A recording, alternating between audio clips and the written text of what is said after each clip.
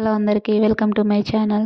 మా వీడియోస్ కనుక నచ్చినట్లయితే లైక్ చేయండి, షేర్ చేయండి, అలాగే కామెంట్ కూడా చేయండి. ఇప్పటివరకు నా ఛానల్ సబ్స్క్రైబ్ చేసుకోకపోతే ముందు అయితే సబ్స్క్రైబ్ చేసుకోండి. ఈరోజు వచ్చేసి పెసరపేల పాయసం ఎలా చేసుకోవాలో చూపిస్తున్నాను. చాలా సింపుల్గా టేస్టీగా ఉంటుంది, మీకు కూడా చాలా బాగా నచ్చుతుంది. ముందుగా అయితే ప్రాసెస్లోకి వెళ్ళిపోదాము. ఒక ప్యాన్ తీసేసుకొని అందులో 1 కప్పు వరకు పెసరపేలు అయితే తీసుకుంటున్నాను.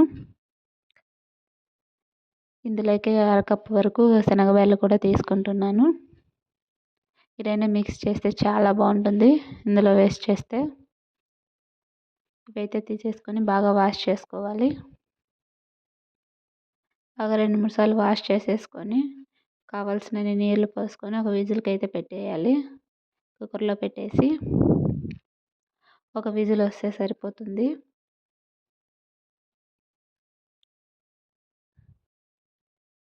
ఇదే కుక్కర్ వచ్చేసి స్టవ్ మీద పెట్టేసి పక్కనైతే బెల్లం తీసుకోవాలి. బెల్లంలో కొద్దిగా నీళ్ళు పోసేసుకొని వేడి చేసుకోవాలి. బెల్లం అంతా కరిగిపోతుంది. 5 to 10 minutes ఉంటే బెల్లం కరిగిపోతుంది. ఇది ఇలా కరిగే టైంలోనే కొద్దిగా కొబ్బరి తీసుకోవాలి.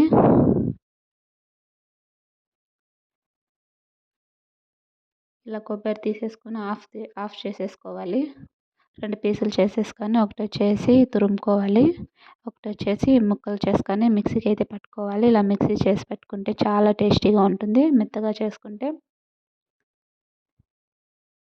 మీరు ఎప్పుడైనా ఇలా ట్రై చేయకపోతే ట్రై చేసి చూడండి, చాలా బాగా నచ్చుతుంది.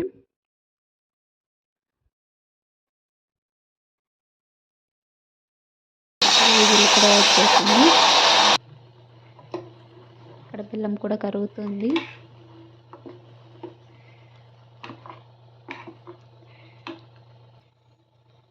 ఇలాంటి బెల్లం కరిగిపోయిన తర్వాత స్టవ్ ఆఫ్ చేసుకోవడమే, పక్కన పెట్టేసుకోండి. ఈ పెసరబ్యాళ్ళు ఇవైతే ఉడికేసాయి. ఇందులోకి ముందుగా తురుము పెట్టుకున్న కొబ్బరి వేసేసుకోవాలి. మిక్సీ పట్టుకునేది కూడా ఇందులోనే అంతా మిక్స్ చేసేసుకోవాలి. ఇలా వేసేసుకొని అంతా బాగా కలుపుకొనేయాలి.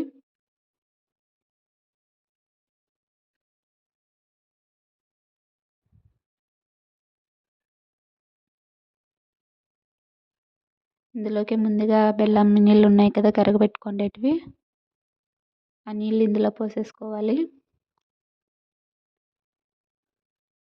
ఇలా చేసుకొని చాలా తక్కువ టైంలోనే అయిపోతుంది, టైం కూడా ఎక్కువ పట్టదు. ఇలా అంతా వేసేసుకొనేసి బాగా కలిపేసుకోవాలి. ఇలా బెల్లం కరగబెట్టుకొని వేసుకుంటే బెల్లంలో ఏమైనా డస్ట్ ఉన్నా కూడా అది లాస్ట్లో ఉండిపోతుంది. నిదానంగా చూసుకొని వేసుకోవాలి. స్వీట్ మీ టేస్ట్కి తగినట్లు.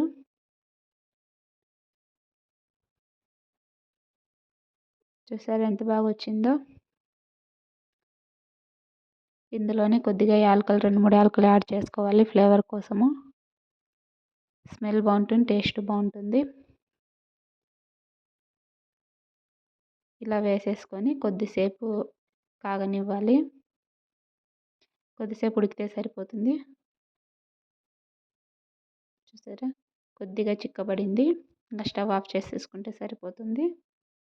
వీడియో నచ్చిందని అనుకుంటున్నాను. నచ్చితే లైక్ చేయండి, షేర్ చేయండి, కామెంట్ చేయండి, అలాగే సబ్స్క్రైబ్ చేసుకోండి.